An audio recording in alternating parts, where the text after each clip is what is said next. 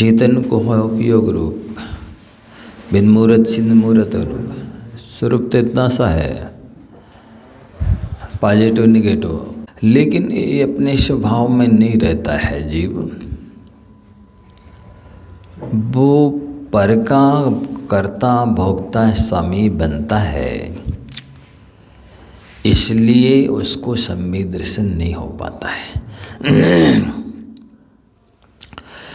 मिथ्या दृष्टि भी होता तो नहीं है, परद्रव्य का कर्ता भोक्ता स्वामी ना सम्यक दृष्टि होता है।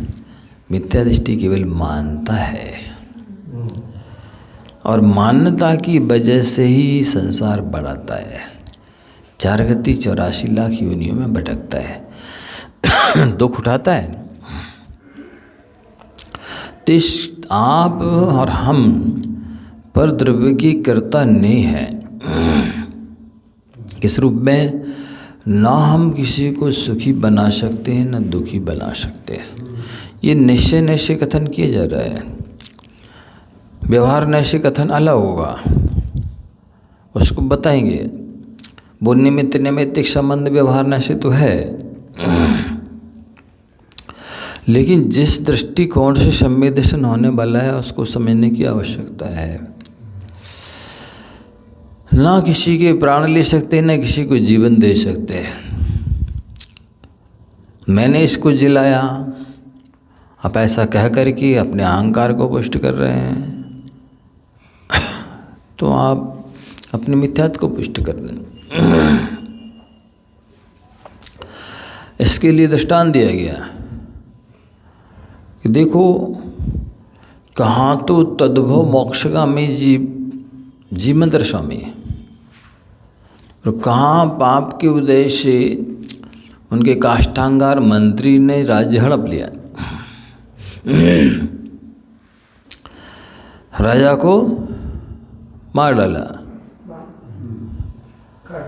काष्ठांगार ने सत्येंद्र राजा को, और उन्होंने केक यंत्र बनाया, मयूर यंत्र, उसकी चाबी भर करके और रानी को बिठा के उड़ा दिए। तो वही जितनी चाबी भरी राम ने उतना चले खिलौना, जितनी चाबी भरी थी वो उतना उड़ा और शमशान घाट में जाके उतर गया। और वहीं पर रानी ने पुत्र को जन्म दिया, शमशान में। अब देखिए, कर्मों की विचित्रता है ये।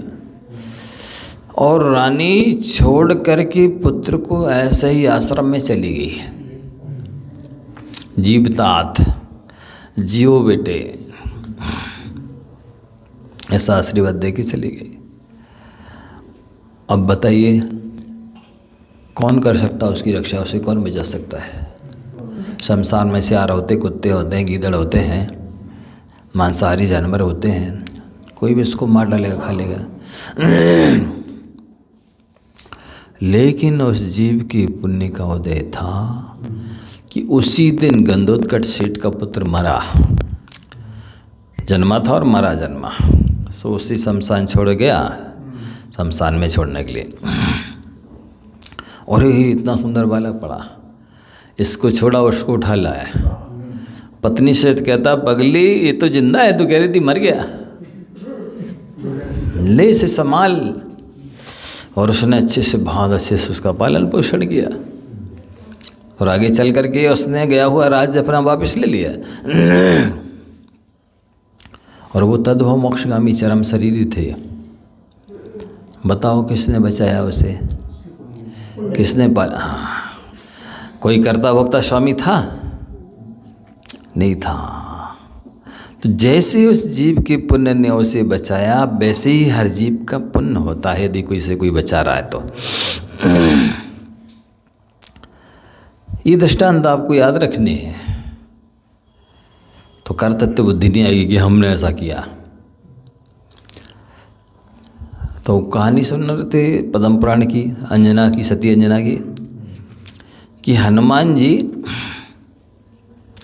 जब उस अंजना को निकाल दिया ससुराल वालों ने और मायके वालों ने, किसी ने सहारा नहीं दिया, आलम्बन नहीं दिया, आश्रय नहीं दिया, तो सखी वसंतमाला के साथ वो जंगल में चली गई और प्रसूति का काल निकट जानकर के एक गुफा में रुक गई और वहीं पर बालक को जन्म दे दिया।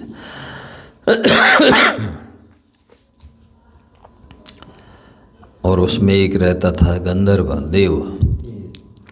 सो ये लोग भक्ति करते थे मुनीश्वर व्रतनाथ भगवान की। वो बहुत सुंदर भजन सुनाता था, गाना बजाना रात को। और इतने में एक अष्टापद आ गया, शेर आ गया उसी गुफा में प्रवेश करने के लिए, रहने के लिए, बैठने के लिए, जिसमें ये सती अंजना रुकी हुई है। अब बे उसको देख के दूर से ही डर गई कि अब तो खाया इसने। और वो अंदर सोचता है बेचारी दोनों अबलाएँ हैं ये, और ये तो खा जाएगा। सो उस गंधर्व ने अष्टापद का रूप बनाया और उस सिंह से युद्ध करके पछाड़ दिया, उसको भगा दिया। तब इनकी रक्षा हुई। और फिर देखो हनुरद्वीप का राजा प्रतिसूर्य कहीं गया था अपने हाथी वगैरह को लेने के लिए। तो उसने इस अबला के रोने की आवाज़ सुनी तो नीचे उतर के आता, वो विद्याधर विमान से जा रहा था, और देखता है और फिर वो अपने हनुरद्वीप ले जाता है अपनी बहन मना के। और वहीं पर हनुमान जी का लालनपन होता है। और फिर आगे चल कर के ये तो तद्भव मोक्षगामी चरम शरीरी कामदेव पद के धारी थे। आगे चल कर के उन्होंने मोक्ष प्राप्त किया। देखो, और ये इसके पीछे एक और घटना घटी। पुण्य था सो उस गंधर्व ने अष्टापद का रूप रख के रक्षा कर ली। और जैसे वो राजा ले जाने लगा विमान में बिठा के, तो हनुमान जी मिल के और नीचे गिरे ऊपर से, हाहाकार मच गई। इतना सा सद्याजात बालक और पत्थर के ऊपर गिरा है, क्या दशा हुई होगी। और वो नीचे आके क्या देखते हैं, वो तो किलकारियाँ भर रहे हैं, और जिस पर गिरे थे वो सिला चकनाचूर हो गई। देखो जरा, किसने बचाया है ना। तो व्यक्ति का पुण्य, जीव का पुण्य रहता है तो कोई ना कोई तो निमित्त बनेगा। माता पिता बने या और कोई तीसरा व्यक्ति बनेगा ही निमित्त। तो ये दृष्टांत इसलिए दिए जा रहे हैं कि अपने अंदर की कर्तृत्व बुद्धि निकले।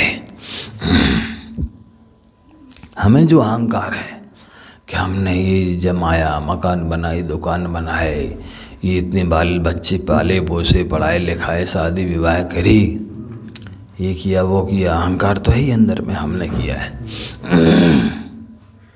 सो ये अहंकार कर्मबंध कराता है, कर्मबंध कराता है। तो यदि ये वास्तविकता पता चल जाए कि नहीं, जीव का पुण्य था, हम तो निमित्त बने हैं, तो हमें अहंकार करने के लिए स्थान कहाँ है। देखो, अभी अभी की कहानी है, 100-200 साल पहले की होगी शायद। एक राजा के ऊपर पड़ोसी राजा ने चढ़ाई कर दी,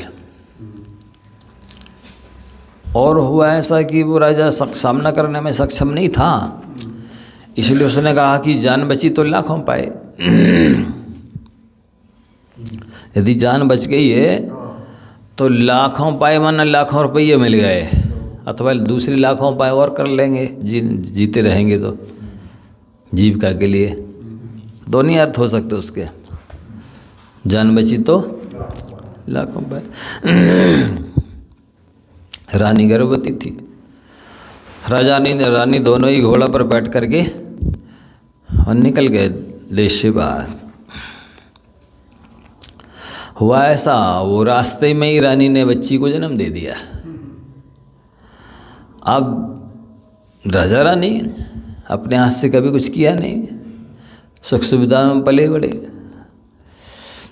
कैसे संभाले, स्वयं का शरीर नहीं संभल रहा, बच्ची को कैसे संभाले, से वहीं एक झाड़ी के नीचे छोड़ के आगे बढ़ गए। 7-8 दिन बाद वापस आए कि चलो अब वो राजा आया होगा, उसको जो लेना होगा ऐसे लूट कर ले गया होगा, अब अपन चलते हैं।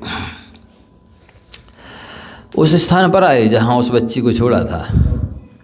कहते हैं चलो देख तो ले, वैसे बची तो नहीं होगी, भूखी प्यासी मर गई होगी या फिर किसी मांसाहारी जानवर ने खा लिया होगा, लेकिन फिर भी देख तो एक बार। देखा तो वो बच्ची जीवित थी, वो खेल रही थी वहाँ। उस जहाँ उसको लिटाया था, भाग से उसके ऊपर मधुमक्खी का छत्ता लगा था और उसके मुंह में उसकी शहद की बूंद गिरती रही और उससे वो जीवित रही। और ले आया उसको, पाला पोसा, पढ़ाया लिखाया, आगे चल करके वो भारत सम्राट जहांगीर की पत्नी नूरजहां बनी। ये कहानी पढ़ी होगी आप लोगों ने, नहीं सुनी? आपके इतिहास में परिवर्तन हो गया, आप ये नहीं पढ़ा थे पुराने? कोई बात नहीं, नहीं पढ़ी है तो सुन लो और धारणा बना लो कि ऐसा भी हुआ है, नहीं समझे? कि वो सद्याजात बालिका झाड़ी के नीचे पड़ी रही, ना तो भूख प्यास से ठंडी गर्मी से मरी और ना किसी मांसाहारी जानवर पशु पक्षी ने खाया। 7 दिन बाद वो जीवित बची रही और उठा लाए और उसको पाला पोसा, पढ़ा लिखा करके भारत सम्राट जहांगीर की पत्नी नूरजहां। ये कहानी मैंने कहीं पढ़ी या सुनी है, ये कल्पित नहीं है, ये वास्तविक है। सोचो, जीव का पुण्य होता है तो जिस समय वो असहाय है उस समय भी रक्षा हो जाती है। ये कहानी तो पढ़ी होगी आप लोगों ने कि एक किसान की पत्नी बच्चे को झूले में सुला करके और पानी भरने चली गई। उसने एक नेवला पाल रखा था, सो उसको उसकी सुरक्षा में छोड़ गई और उतने में एक बड़ा काला सांप आया और वो वहीं जाने लगा झूला के पास। तो उस नेवला ने उसको मार डाला और मार करके बाहर जाके द्वार पे बैठ गया। उत्सुकता में अपनी माला जो मालकिन थी उसके इंतज़ार में गया, वो बताएंगे कि देखो एक सांप आया था और हमने उसको मार करके बालक की रक्षा की है। वो आई किसान की पत्नी और उसने आओ देखा ना ताओ, और इसके मुंह में तो खून लग रहा है, इसने बच्चे को खा लिया। सो उसने वो जो अंडा या जो भी गगरी लिए थी उस कलश को पटक दिया उसके ऊपर और अंदर जाके देखा तो बच्चा तो गहरी नींद में सो रहा है और नीचे मरा सांप पड़ा है। तुरंत समझ गई, अरे ये सांप को मारा इस नेवले ने और बच्चे की रक्षा की है, मैंने तो अनर्थ कर दिया। रक्षा करने वाले को ही मार डाला मैंने। अब कितना पश्चाताप हुआ होगा? उस बच्चे की रक्षा किसने की बोलो? सो रहा था वो। ऐसे अपने जीवन में सैकड़ों हजारों घटनाएं जीवन में घटी होंगी कि जिस समय आप सो रहे थे तब कहीं कोई आग लग गई होगी या कुछ गिरा होगा या कोई आया होगा, पर आपको नहीं मारा उसने, नहीं सताया, नहीं खाया। उस समय कौन रक्षा कर रहा था? आप तो असहाय थे या सो रहे थे, छोटे थे, बुद्धि नहीं थी। घटी ना, तो उस समय ना आपके पास शक्ति थी ना बुद्धि थी और ना आप सावधान थे, सचेत थे, लेकिन इसके बाद भी आपका कुछ नहीं हुआ। किसने रक्षा की? पुण्य ने रक्षा की ना। ऐसे ही आप भी कई लोगों के लिए प्राण बचाने में या सहयोग करने में निमित्त बने होंगे। तो आप निमित्त थे, पुण्य तो उनका अपना था। समझ आ रहा? तो आपके साथ कोई सहयोग करता है, उपकार करता है, तो आप उपकार मानो। क्यों माने? आप यदि ये कहते हैं कि जब उसके पुण्य से हुआ है या मेरे पुण्य से हुआ है तो हम उसका एहसान क्यों माने? इसलिए माने कि नहीं मानोगे तो कृतज्ञता से आप नरक निगोद में चले जाओगे। कृतज्ञता से नरक निगोद में चले जाओगे, अनंत संसार बढ़ जाएगा। सो वो गुण की रक्षा करनी है, इसलिए मानना है। पर वास्तविक तत्व यही है कि आपके पुण्य से रक्षा हुई है, सहयोग हुआ है। और आप किसी का सहयोग करें तो ये नहीं मानना कि मैंने किया। क्यों? मानेंगे तो अहंकार उत्पन्न होगा, और वो प्रत्युपकार नहीं करेगा या उपकार नहीं मानेगा तो संक्लेश होगा। कर्तव्यशील व्यक्ति अपनी आत्मा का उत्थान करता है और कर्तृत्वशील व्यक्ति अपनी आत्मा का पतन करता है।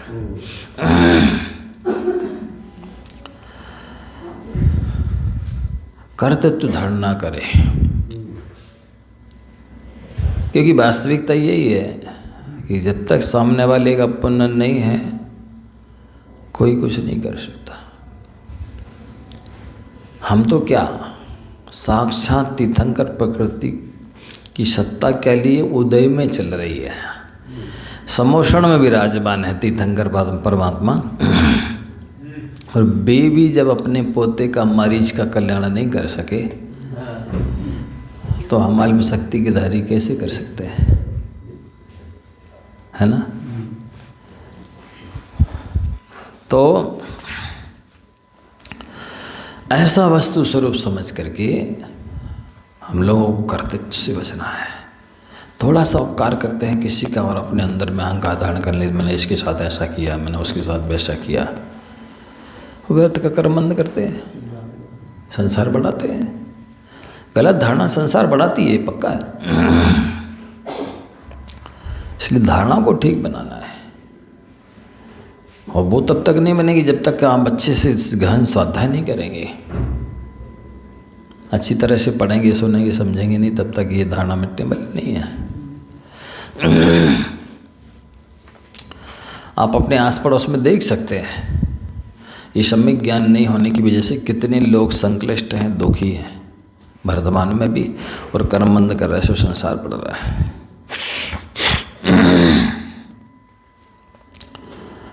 और भोक्तृत्व बुद्धि, मैंने किया है तो मैं ही भोगूंगा, मैंने ये मकान बनाया है तो मैं ही रहूँगा, कोई छू नहीं सकता। अब आप बताइए, आपने अपना इस मकान में क्या लगा दिया? ज्ञान लगा दिया, दर्शन लगा दिया, चारित लगा दिया, क्या लगा दिया? बल लगा दिया। आत्मा के आनंद गुण हैं, उनमें से कौन कौन से गुण लगा दिए इसमें, हैं? और सुनो, जिस घर में कोठी बंगला में आप रह रहे थे या रह रहे हैं, सो उसमें बिल्ली रह रही, वो भी कह रही जी मकान मेरा है, और चूहा रह रहा, वो भी कह रहे मकान मेरा है, और कुत्ता बाहर बैठा सो वो भी कह रहे मकान मेरा है। और वो जो जमादार आता है ना झाड़ू लगाने, वो निकलता अपने रिश्तेदारों के साथ सो कहता है, कुंवर साहब जी कॉलोनी अपनी ही है।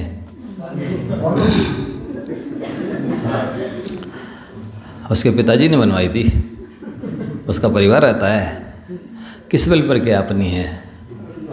झाड़ू लगाता है इसलिए कह रहा है जी कॉलोनी अपनी है। और छत पर वो छिपकली चिपकी है, वो कह रही कि हम छातीड़ा हैं इसलिए छत टिका नहीं, इनके ऊपर गिर जाता अब भी। नहीं, वो छिपकली कह रही हम छाती अड़ाए हैं इसलिए ये छत टिका है, हम ना अड़ाएं तो ये छत नहीं सबके ऊपर गिर जाएगा, ये सब मर जाएंगे।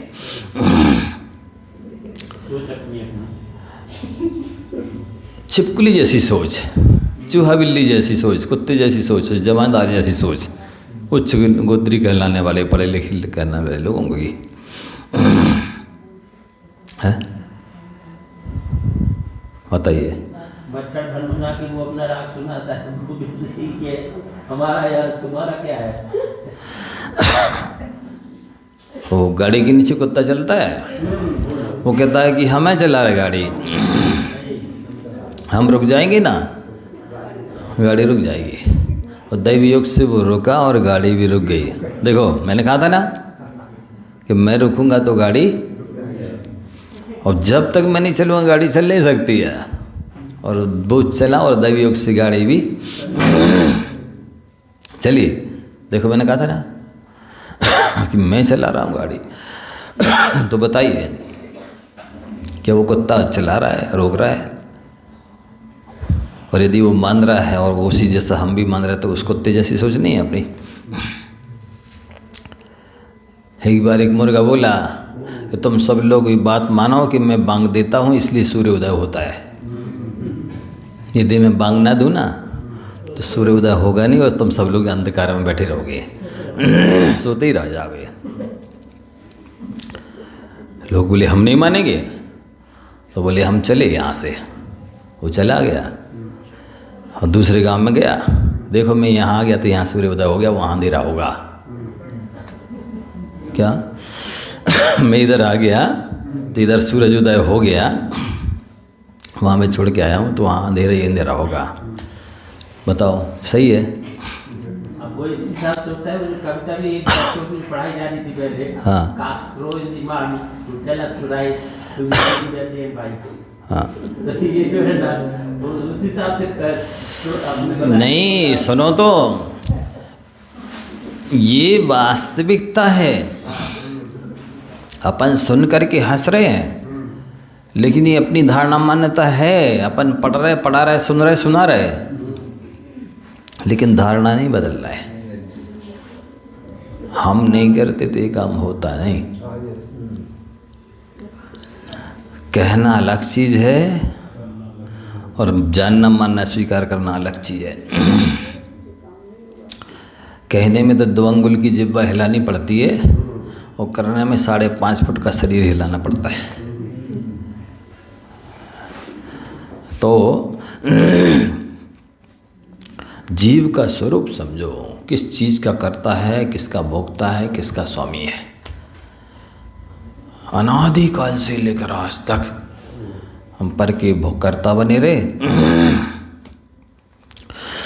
मैंने इसको जन्म दिया, इसको पाला पोसा, इसको पढ़ाया लिखाया, इसकी जान बचाई, इसको सहयोग किया, ऐसा किया वैसा किया। अभी ये सब हमारा कोई नहीं मान रहा है, कोई सहयोग नहीं कर रहे, सब क्लेश कर रहे, दुखी हो रहे, कर्म मान रहे, संसार बढ़ा रहे।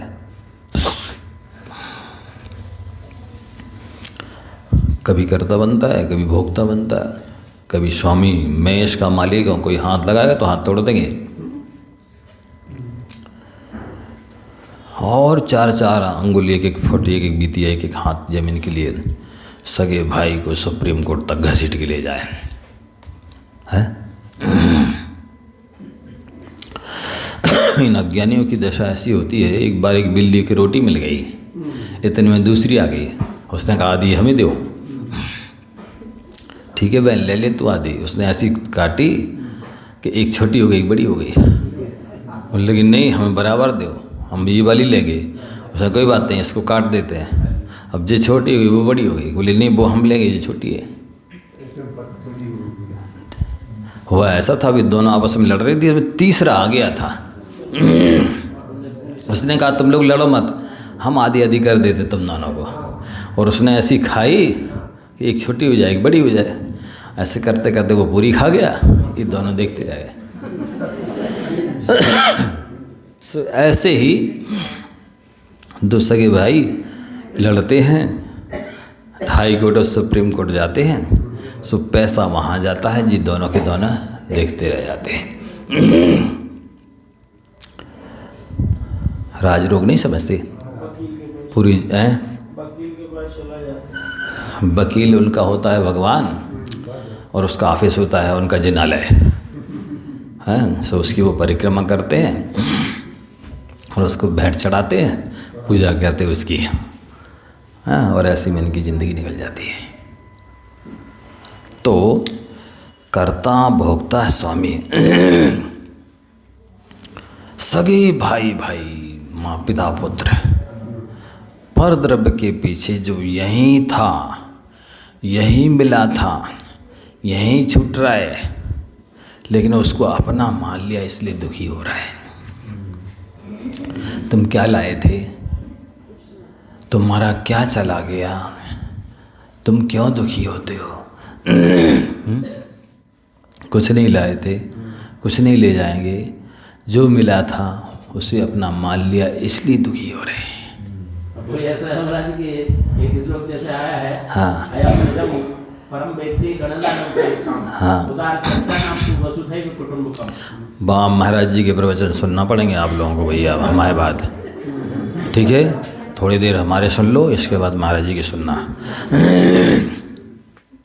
तो है ऐसा कि ये तीन कुबुद्धियाँ, कर्तृत्व, भोक्तृत्व, स्वामित्व, बहुत पुरानी खतरनाक हैं। वैसे आप, मैं ही नहीं समझ रहा, आप लोग कुछ जानते नहीं हैं, आप सब विद्वान लोग हैं। मैं तो आपके सामने बैठ करके चर्चा कर रहा हूँ, अपने ज्ञान को मार्जित करके, और अपने आप को संबोधन कर रहा हूँ आपके बहाने। आप सब लोग बहुत जानकार हैं। तो जीव तत्व की भूल क्या है, ये हम आपको बता रहे हैं कि वो पर का कर्ता बनता है, पर का भोक्ता बनता है, पर का स्वामी बनता है। इसलिए जीव अपने स्वभाव में आप से बाहर हो जाता है, स्वभाव को भूल जाता है। चेतन को है उपयोग रूप, बिन मूर्त छिन मूर्त। जानने देखने स्वभाव में ये जीव यदि अंतर मुहूर्त रह जाए तो केवल ज्ञान हो जाए, लेकिन अनादिकाल से है, अनंत पंच परावर्तन हो गए, लेकिन अंतर मुहूर्त के भी लिए ये अपने में नहीं रहा, ज्ञान या एक स्वभाव में नहीं रहा। अंतर मुहूर्त के लिए मात्र। पुद्गल नव धर्म अधर्म काल इन ते न्यारी है जीव जाल। फिर आपको हमने 6 द्रव्यों की परिभाषा बताई कि कभी ये मानता है कि हम इनको ले आए, जबकि धर्म द्रव्य का काम है स्वयं चलते हुए जीव पुद्गलों को चलने में सहयोगी होना। जब वो व्यापक है, पूरे 343 घनराजु प्रमाण में जितने भी जीव और पुद्गल स्थान से स्थानांतरित हो रहे हैं, वे सब धर्म द्रव्य की सहायता से। लेकिन ये अज्ञानी प्राणी, हम उसको वहाँ से लाए, वहाँ पर ले गए, ये किया वो किया, यही गाता रहता है। रोकने का काम अधर्म द्रव्य का है।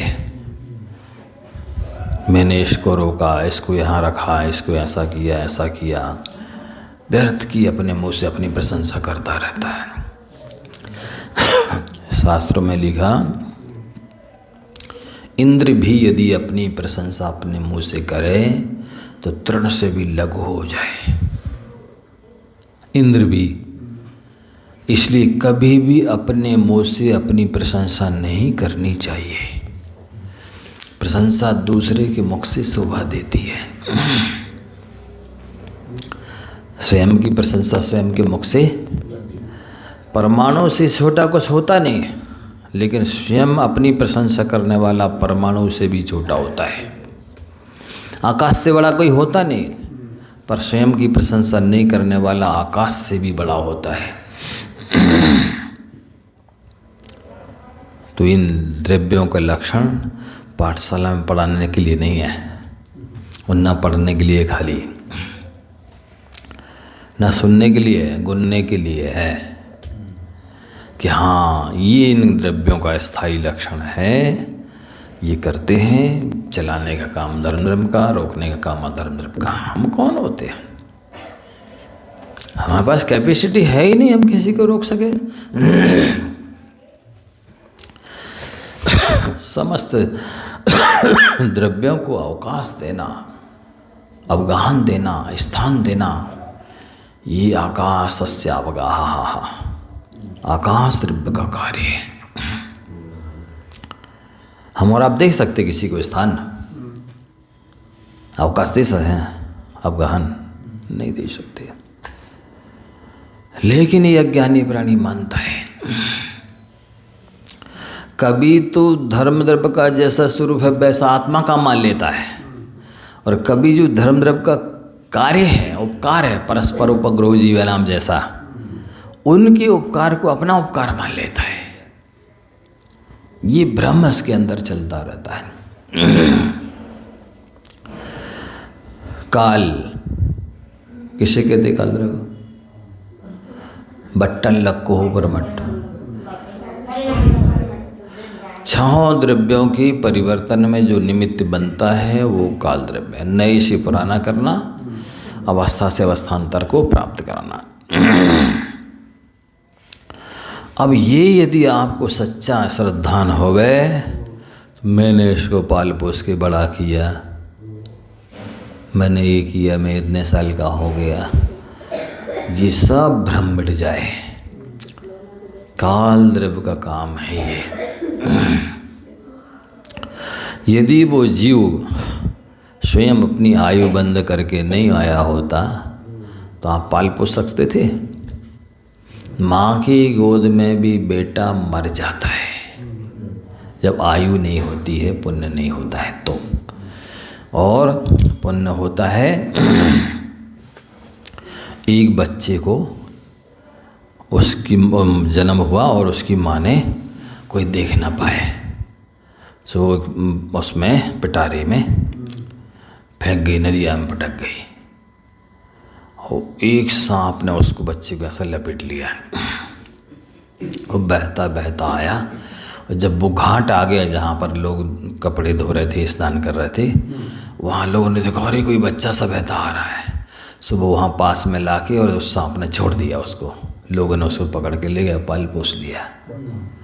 काल ने स्वयं रक्षा कर दी। जब पुण्य होता है, आयु होती है, तो वो जो खाने वाला है वही रक्षक बन जाता, भक्षक ही रक्षक बन जाता है।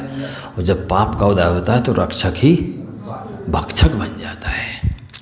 स्वयं कुतिया अपने पिल्ले खा लेती है, सर्पणी अपने बच्चे खा लेती है, और स्वयं जिसने 9 महीने घर में रखा वही माँ भी मार डालती है। नहीं देखे सुने दृष्टांत आप लोगों ने? कितने सारे। तो इससे क्या सिद्ध होता है कि जीव की रक्षा करने वाला उसका अपना पुण्य है, बचाने वाला, सेवा करने वाला, सहयोग करने वाला, आगे बढ़ाने वाला, ऊपर उठाने वाला, जो कुछ सुख सुविधाएं मिलती हैं उसको अपने उसके पुण्य से मिलती हैं। हमें अहंकार करने के लिए कोई स्थान नहीं है। तो ठीक है, हम सहयोग भी नहीं करेंगे किसी का, जिसका पुण्य का उदय हो उसका तो हो ही जाना है। नहीं, आप आलसी हो जाएंगे। आचार्यों की आज्ञा है परस्पर उपग्रह जीवनम।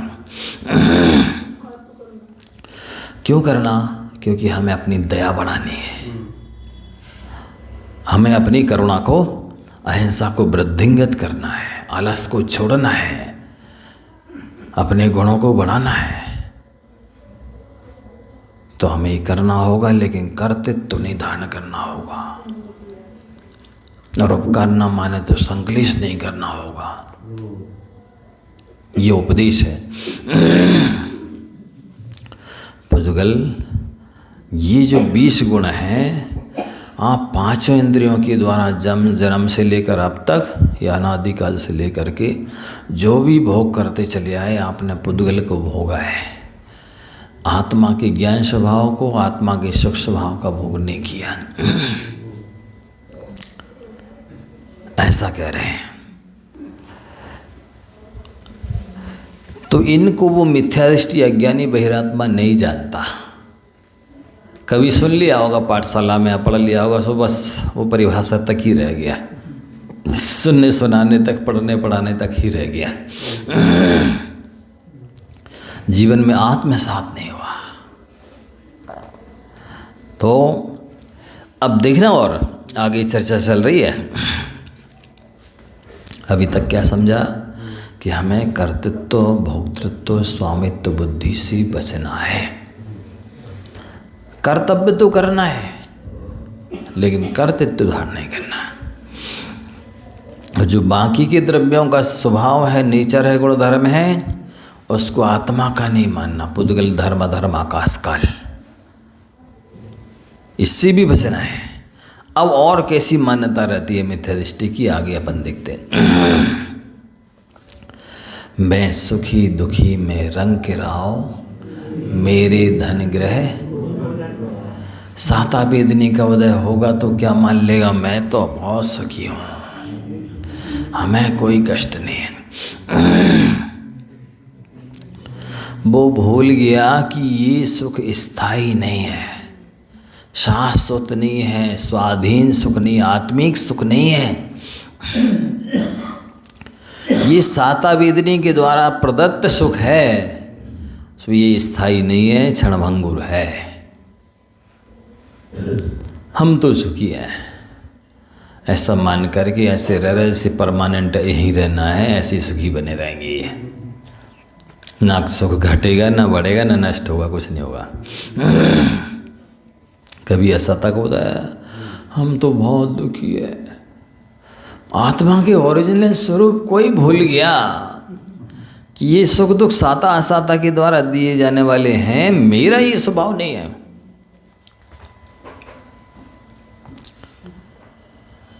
समझना, आत्मा तो सुख स्वभावी ही है। नहीं, आप लोग सुबह पाठ करते मैं ज्ञान आनंद स्वभावी हूँ, नहीं आता? तो किसके लिए सुना रहे? कौन हमें ज्ञान आनंद स्वभावी? भगवान। प्रत्येक आत्मा का स्वभाव ज्ञानानंदमयी है। उस आत्मा की स्वभाव को, आत्मा के सुख को इन अवगुणों ने, इन कर्मों ने ढक दिया है, आच्छादित कर दिया है, दुख में बदल दिया है तो उसका स्वभाव सुख। तो इन कर्मोदय जन्य सुख दुख में वो उसी रूप से पठन कर रहा है। ये नहीं मानता कि मैं पुरुषार्थ करके अपने स्वभाव में आकर के दुख को सुख में बदल सकता हूँ, या इन साता साता जन्य सुख दुख से ऊपर भी उठ सकता हूँ। संसार में सुख कितना है सुनो, इतना है जितना तलवार की धार पर लगी शहद या चाशनी लगाई और उसको चाटते समय जितना आनंद आया, सुखाभास हुआ, उतना सुख है। और जिह्वा की कट जाने पर जितना दुख होता उतना दुख है संसार में। मतलब राई के दाने बराबर सुख है और सुमेरु पर्वत बराबर दुख है, लेकिन वो मिथ्या दृष्टि बहिरात्मा ज्ञानी प्राणी उस राय के बराबर दाने बराबर सुख के लिए पूरी जान दे रहा और जीवन लगा रहा है। वो ये जानने मानने तैयार ही नहीं है कि संसार में सुख नहीं है। कहाँ है? हतम को हित है सुखी सो सुख, अकुलिता बीन कहिए, अकुलिता शिव महीनता ते शुमागिला ग्यो चाहिए। कहाँ है सुख? आत्म को हित है सुख, ये तो पक्का है कि आत्मा का हित सुख पाने में है, लेकिन ना वो अज्ञानी प्राणी सुख की परिभाषा समझता है, ना ये समझता कि कहाँ है वो सुख। बस सुख पाना है। सुख उसके लिए क्या कर रहा है? जैसे कोई व्यक्ति अनाज पाने के लिए, फसल उगाने के लिए पत्थर पर बीज बो रहा है, जैसे कोई व्यक्ति घी पाने के लिए पानी को बिलो रहा है, जैसे कोई व्यक्ति शीतलता पाने के लिए अग्नि में हाथ डाल रहा है, कोई व्यक्ति जीवन जीने के लिए सांप के मुंह में हाथ डाल रहा है, दूध दोहने के लिए गाय के सींग को धो रहा है। दूध पाने के लिए। ऐसा काम ये संसारी प्राणी कर रहा है। सुखी सुखी होना है, सुखी कैसे होंगे, एक सुख कहाँ है, वास्तविक सुख कहते किसे हैं, उसको कुछ नहीं मिला। आकुलता बिन कहिए, जहाँ आकुलता नहीं है सुख वहाँ है। काम ऐसे ही करता है वो मोही अज्ञानी प्राणी, जिससे आकुलता और बढ़ती है। किससे बढ़ती है आकुलता?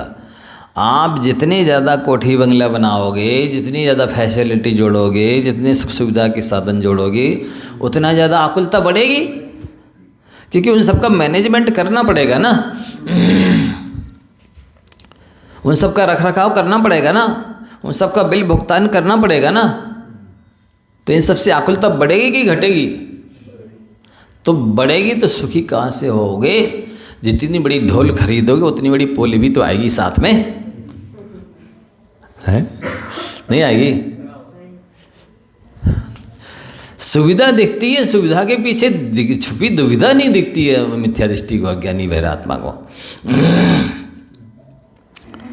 सुविधा के पीछे दुविधा छुपी होती है, वो उसको दिखाई नहीं देती है। इसलिए वो ऐसा काम करता है, जैसे कुत्ता होता है ना, वो हड्डी चबाता है, और जैसे खून आने लगता है ना तो और चबाता है,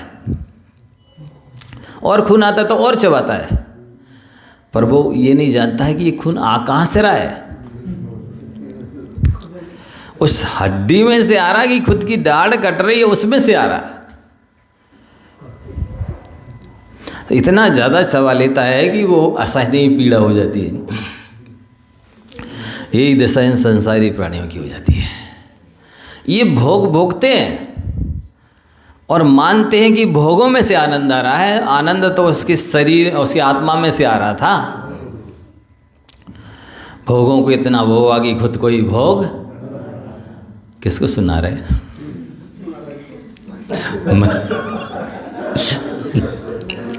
महाराज जी को सुना रहे। खुद को ही भोग बना लेता है। भोगा ना भोगता स्वयं ही भोगता। भोग नहीं भोगे, आपने स्वयं को भोग लिया। स्वयं के शरीर को ही हम बना दिया। इतने भोगे भोग की सारी इंद्रियां शिथिल हो गई। असमय में वृद्धावस्था आ गई, कोमा में चले गए। नहीं, वास्तविकता को आप देख लो, कुत्ते जैसी स्थिति है कि नहीं बताओ। और भोग भोगता है और सारी शक्ति नष्ट कर लेता शरीर की।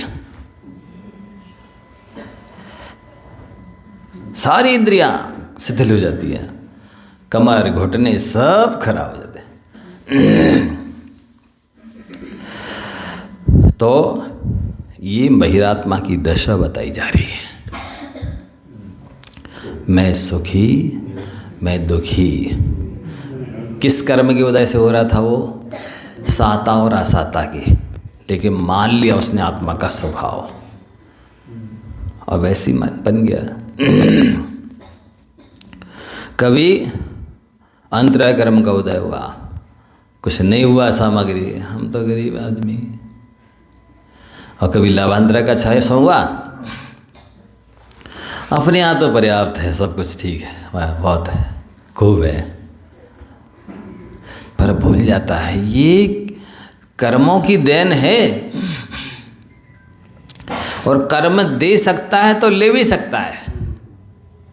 और कर्म लिमिटेड देता है, अनलिमिटेड नहीं देता, असीमित चीज़ नहीं देता है, थोड़ी थोड़ी देता है और थोड़े दिनों के लिए देता है। पर यही गाफिल हो जाता है, बाद में रोता है।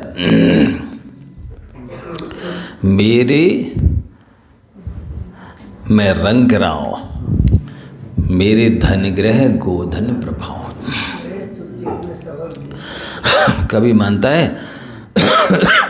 धन माने गाय बैल भैंस, गृह माने मकान, गोधन प्रभाव। ये सारी चीज़ें जितनी भी हैं सब कर्म ने दी हैं, कर्म प्रदत्त है, किसी की बपोती नहीं है, निजी स्वाधीन आत्माधीन नहीं है, त्रैकालिक नहीं है, शाश्वत नहीं है, पूर्ण भी नहीं है, परफेक्ट भी नहीं है।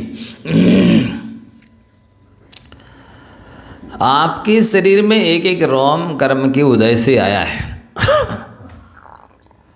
लेकिन वो उसको अपना आत्मा का स्वभाव समझ रहा है।